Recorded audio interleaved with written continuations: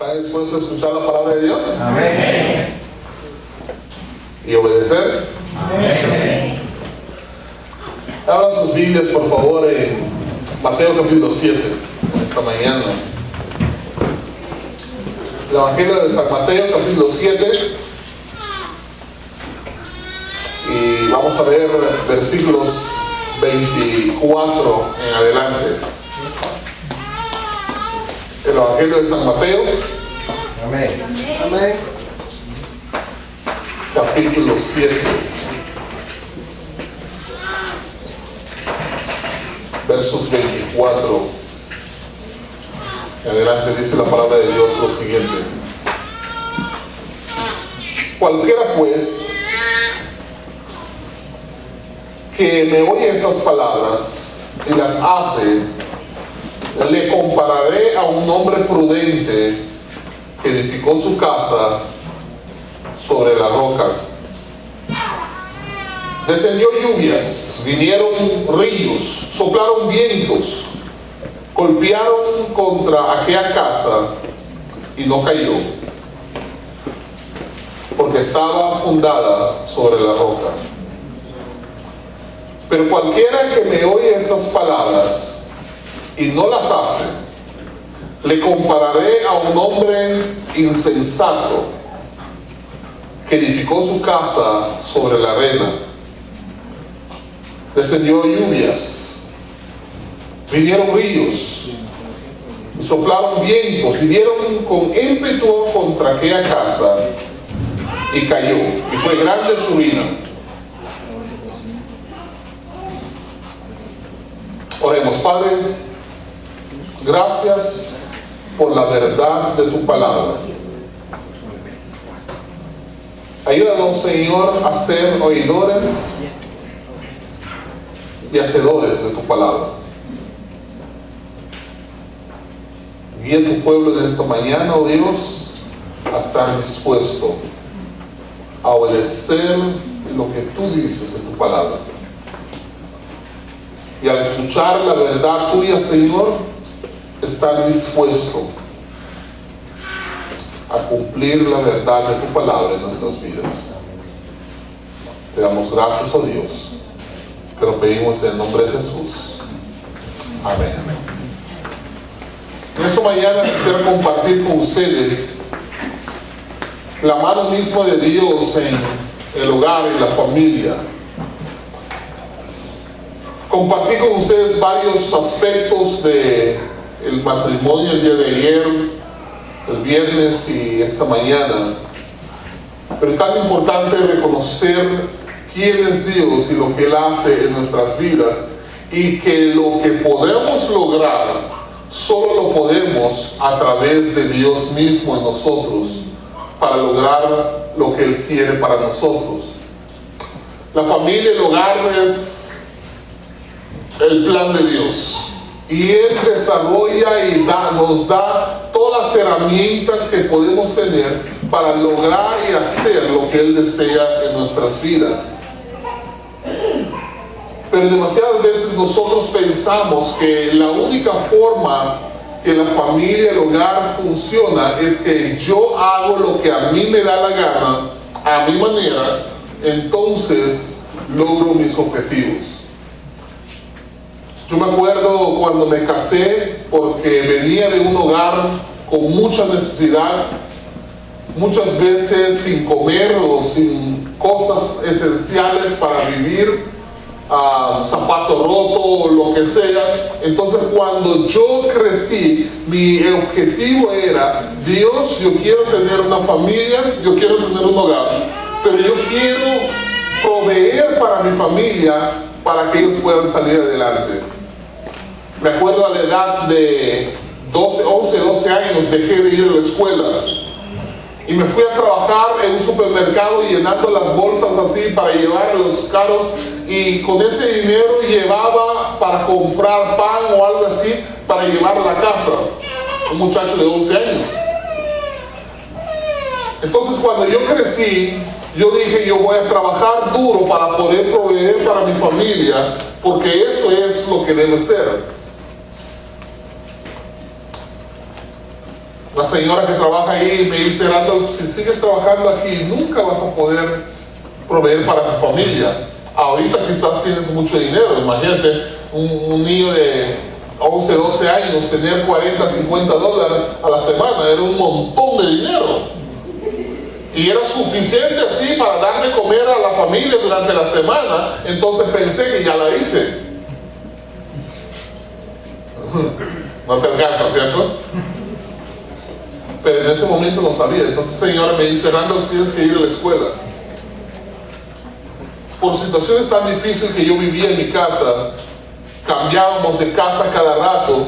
Yo me acuerdo, antes de terminar el 6º grado de primaria, yo reprobé primer grado, reprobé tercer grado y reprobé 5º grado. Y reprobar significa repetirlo, ¿ok? Tienes que hacer todo el año de nuevo. Y uno puede decir, así, bueno, es un burro bien hecho. Pero sabes que las situaciones eran tan difíciles que no podía ni concentrar. Estudiar con hambre no es fácil.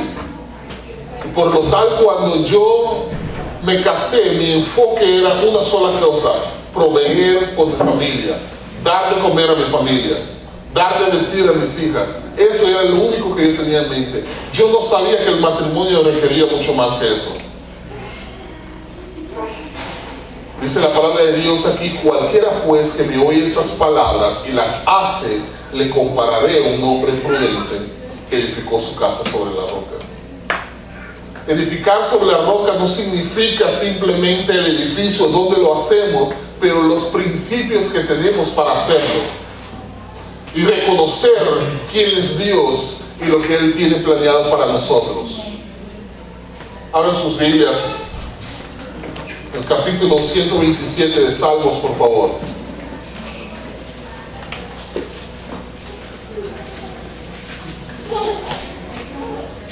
Y si puedes mantener Mateo 7 y Salmo 127, será excelente, porque tienes todo lo que vamos a cubrir el día de hoy.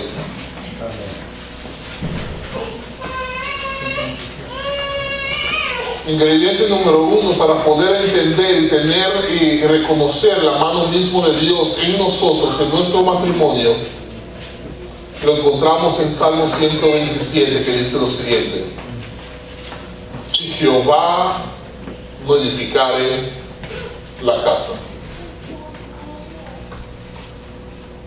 Muchas veces nosotros pensamos que, y era mi pensar, si yo, gracias a Dios que tú has provisto trabajo para mí, yo puedo trabajar y dar a mi familia, y con eso tengo todo lo que necesito, no necesito absolutamente nada más.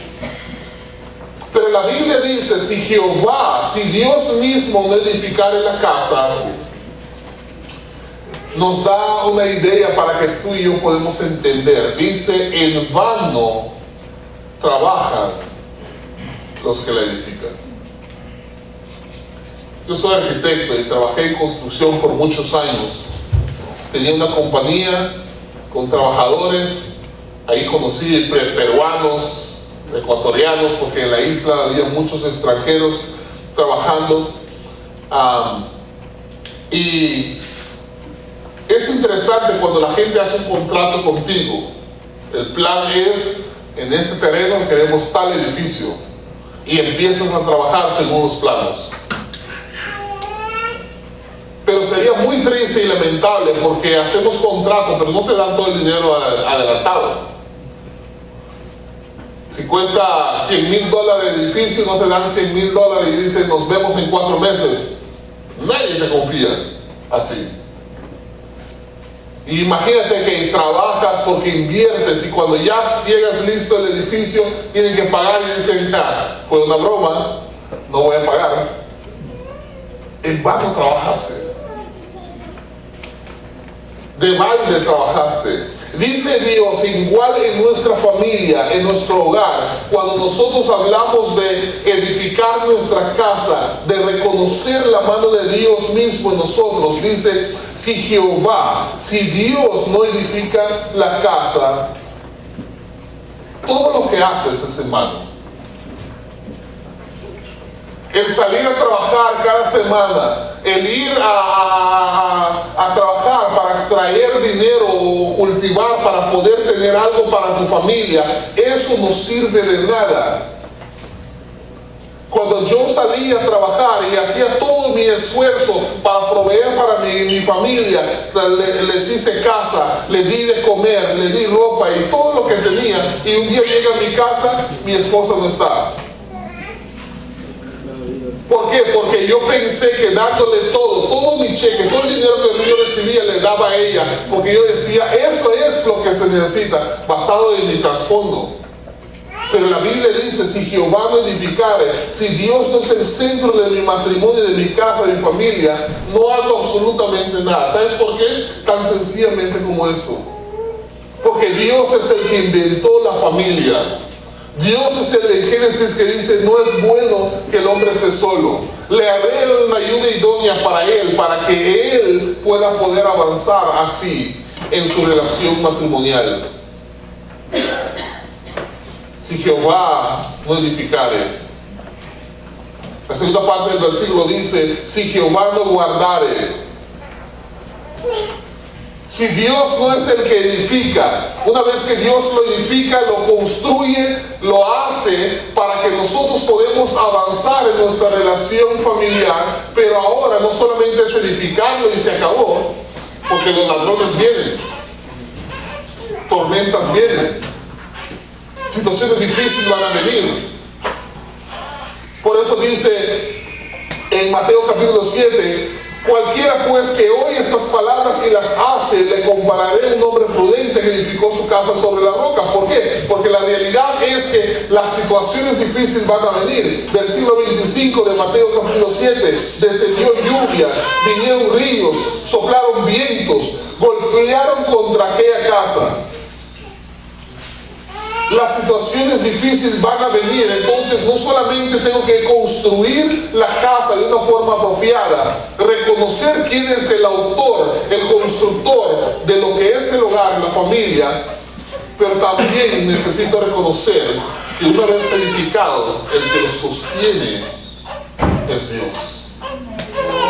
El que lo cuida, el que lo guarda es Dios mismo. En cierta forma Dios me da a mí la habilidad ahora de manejar, de controlar, de dirigir el hogar, pero el mero, como dicen, es Dios. Yo soy cabeza, pero soy cabeza sujeta a la autoridad máxima que es Dios. Y reconociendo Él en todo lo que yo hago, no solamente de palabras, sino de hechos en mi vida. ¿Quién es el Señor de tu hogar? El Señor del hogar es el que tiene la última palabra, el que dirige, el que guía. El Señor de la casa es el que da las instrucciones, la guía, y que nosotros nos sometemos, y todos los demás que están ahí se entienden y están dispuestos a sujetar al orden del que es el que dirige. Porque Dios es el Señor de mi familia, de mi hogar, entonces su palabra es primordial en nuestro hogar. Porque Dios es el primero en nuestro hogar, entonces la oración y el reconocer quién es Dios es primero en nuestro hogar. No solamente de palabras, hermanos, sino de hechos, de acciones cada día para nuestro hogar y nuestra familia. Cuando nosotros tomamos una decisión como hogar, cuando nosotros llegamos a tomar una decisión y decidimos qué es lo que vamos a hacer, cómo, cuál es la base para tomar esa decisión. ¿Reconocemos a Dios? ¿Le pedimos su guía, su dirección para poder tomar una dirección, una acción en nuestro hogar? Si Jehová no edifica, pero si Jehová nos guarda, en vano hacemos cualquier cosa. Por eso la palabra de Dios es tan claro con nosotros y hacernos entender la responsabilidad nuestra en la relación familiar y reconocer, Señor, tú reinas en mi hogar. Voltea conmigo, por favor. En Josué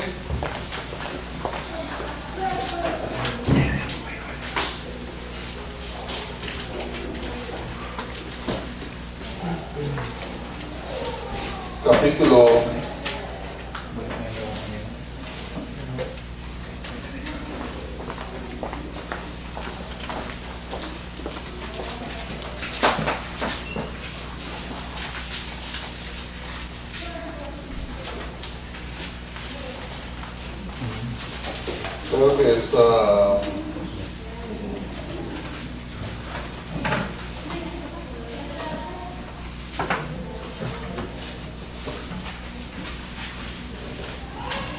lo tenía anotado aquí, pero no lo puedo ver aquí, pero donde Josué dice, no importa lo que pasa alrededor, pero yo en mi casa serviremos a Jehová. Josué dice, y Josué decía lo siguiente: hay muchos pueblos alrededor, y él estaba viviendo en medio del pueblo que ya entró en la tierra prometida, pero hay un montón de enemigos alrededor.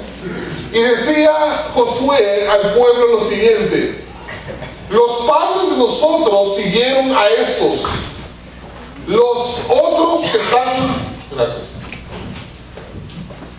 los otros reyes o dioses que están por acá, algunos han seguido a ellos. Pero en medio de toda esta situación, yo he determinado que no importa lo que sea, pero yo decido servir a Jehová, pero que yo sigo a Jehová a pesar de las situaciones que están alrededor. Es capítulo 24, el versículo 15. Miren lo que dice: y si mal os parece servir a Jehová, dice él al pueblo, escogeos hoy a quién serviréis. Si a los dioses quienes sirvieron vuestros padres cuando estuvieron al otro lado del río, o sea, en el desierto, o a los dioses de los amorreos en cuya tierra, la tierra prometida, habitáis. Es una decisión que tenemos, pero no sé cuál decisión tú vas a tomar, pero yo y mi casa serviremos a Jehová, cuesta lo que nos cueste. Porque lo que Josué estaba diciendo al pueblo, y como vimos esta mañana, llegar al fin de tu vida, puedes ver las cosas con mucho más objetividad que durante el proceso. Pero Josué, como ya un hombre maduro aquí, al final de su vida, él estaba diciendo, no importa lo que los demás digan, lo más importante es reconocer la mano misma de Dios, y no me importa los demás, yo en mi casa serviremos a Jehová, porque eso es lo que he determinado. Yo no sé cuál es la decisión que tú tomas en tu diario vivir en tu hogar, pero Salmo 127 dice, si Jehová no edifica, en vano. Si Jehová no guardare, en vano. Yo no quiero trabajar todo el mes de balde. La próxima semana es quincena, ¿cierto? Y fin del mes, para los que ganan el fin del mes. Imagínate, tu jefe te dice, ¿sabes qué? Trabajaste 2 semanas, pero realmente no hay plata. Y como vivimos de cheque en cheque, no lo alcanzo.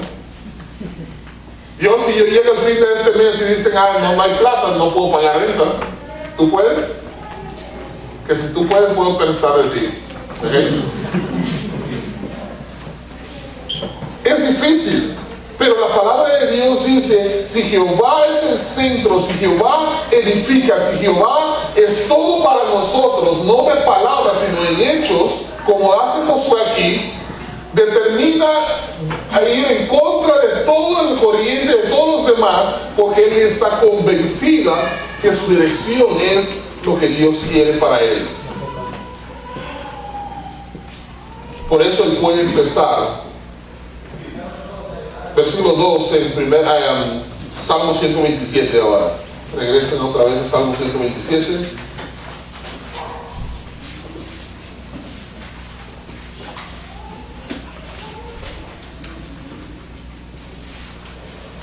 versículo 2 dice: por demás es que os levantáis de madrugada y vayáis tarde a reposar.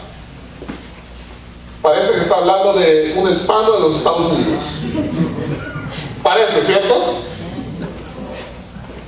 Y comáis pan de dolores, pues a su amado dará Dios el sueño.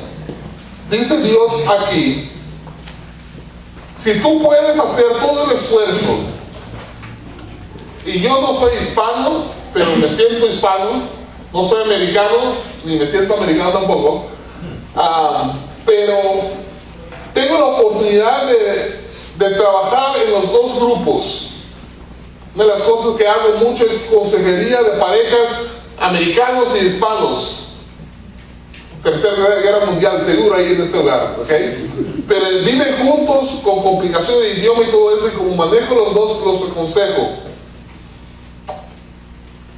Pero uno puede ver cómo la gente lucha en su relación, hacer esfuerzos inhumanos a veces para lograr objetivos. Si pregunto cuánto tienen un trabajo, dice que chiste un trabajo, 2 o 3. Porque queremos lograr algo específico. Tenía un amigo de Nicaragua, hace años yo estuve en Nicaragua, entonces él me dice: yo quisiera ir a los Estados Unidos, nomás que llego ahí para tener oportunidad de trabajar y regresar y trabajar y ayudar a mi familia. Le dije: bueno, si vas, ¿por cuántos años? Me dice: no, 5 años nomás, porque necesito 7 millones, perdón, 7 millones, $7,000 nomás que consigo. Yo puedo hacer un montón aquí. A los 5 años le platiqué y me dice: estoy casi. Otros 5 años después, creo que a los 10 años, no, unos 7 años más o menos, hablamos. Me dice: híjole, tú no tienes idea, estoy casi. A los 10 años fue deportado. Y hace 2 años lo vi en Nicaragua, sin nada. Él era guardatemplo en su iglesia, porque cuando yo llegué en ese tiempo, él estaba ahí cuidando. Yo me quedé en su casa, en la casa pastoral donde él estaba cuidando. Me quedé en su casa con él y su esposa. Pero su enfoque era lograr cosas. Pero si Jehová no es el centro, en vano. Todos esos años perdidos no significó absolutamente nada, porque si Jehová no edifica, en vano. Entonces eso significa que alivio, ya no voy a trabajar mañana, ni mucho menos levantar a las 4 de la mañana. Tú eres responsable. Pero lo que Dios está diciendo es esto: no es que no vayas a trabajar y que seas flojo, ¿ok? Pero lo que Dios está diciendo: si el centro de tu familia, lo primordial de tu familia no es Dios, no importa cuánto trabajes, cuántos trabajos tienes, cuánto dinero hagas, si Dios no sigue siendo el centro de lo primordial de tu familia, en vano haces lo que haces. No sirve, no tiene objetividad, no tiene valor alguno, porque Dios no es el centro de tu familia.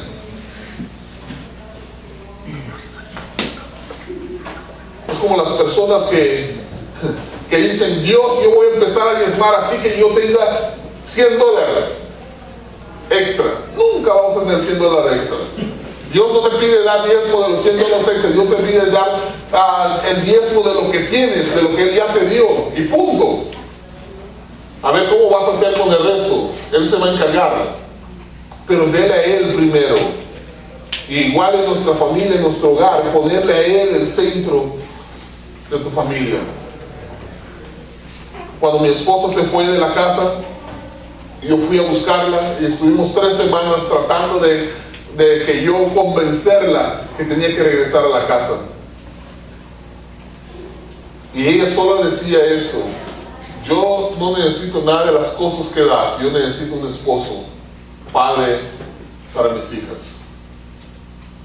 Y cuando me cayó el 20 y entendí todo lo que trabajé durante esos primeros 3 años de mi matrimonio, tenía casa, negocio, carro, todo lo que tenía, pero era en vano, porque no puse prioridad a lo que Dios quería de mí.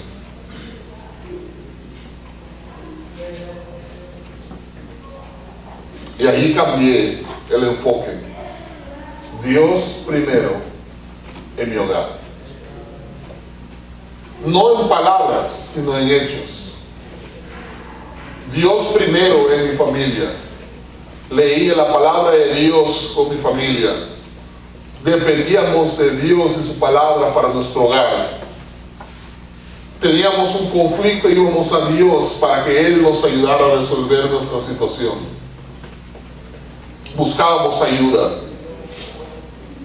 ¿Sabes cuál es el orden de prioridad en nuestras vidas? El orden de prioridad en nuestras vidas es Dios primero en nuestras vidas. En segundo lugar soy yo. Dios necesita trabajar conmigo para poder tener la habilidad para hacer algo. En tercer lugar, en orden de prioridad, es mi esposa, mi esposo, mi pareja que Dios me ha dado. Cuando tengo en prioridad esas orden apropiadas, las cosas cambian. Pero estás hablando de la familia, el matrimonio, pero ¿qué de los hijos? Versículo 3, el Salmo 127, mira lo que dice, versículo 3. He aquí, herencia de Jehová son los hijos. Regalo de Dios para el hogar son los hijos. Dice, cosa de estima el fruto del vientre. Algo precioso que Dios nos da son los hijos. Pero los hijos son herencias, los hijos son regalos de Dios para el matrimonio. Los hijos no son el matrimonio. Y cuando nosotros ponemos a los hijos en lugar de nuestra pareja, en lugar de nosotros mismos, en lugar de Dios a veces, porque Dios nos da esos preciositos bebés y nos los tenemos tan preciados que votamos al marido, votamos a la esposa, votamos a medio mundo. ¿Por qué? Porque ahora adoramos lo que Dios nos ha dado y nos olvidamos de Dios. Herencia, regalo. Versículo 4, mira lo que dice versículo 4. Como saetas en manos del valiente, así son los hijos habidos de la juventud. Como flechas, arma de guerra son los hijos. Flechas están usados para batalla no cerca, pero batalla a distancia. Los hijos van a volar, los hijos se vuelan, los hijos se van. Y hay que preparar nosotros nuestros hijos para que ellos puedan tener la habilidad de volar cuando les corresponde. Y es más, cuando les corresponde nomás un empujito así del nido y solo se caen. Y no se caen, ya vuelan. Pero necesita alguien, porque claro, todos nos gusta que nos traigan la comida de la boca, pues. Pero cuando llegue el tiempo de volar, hay que volar. Pero nosotros debemos capacitar a nuestros hijos para que vuelan.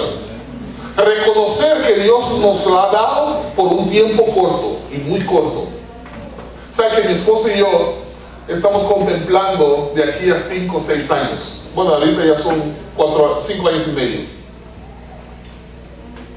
Que mi hija menor de 13 años se va. Se acabó. Nido vacío. Y a vivir la vida.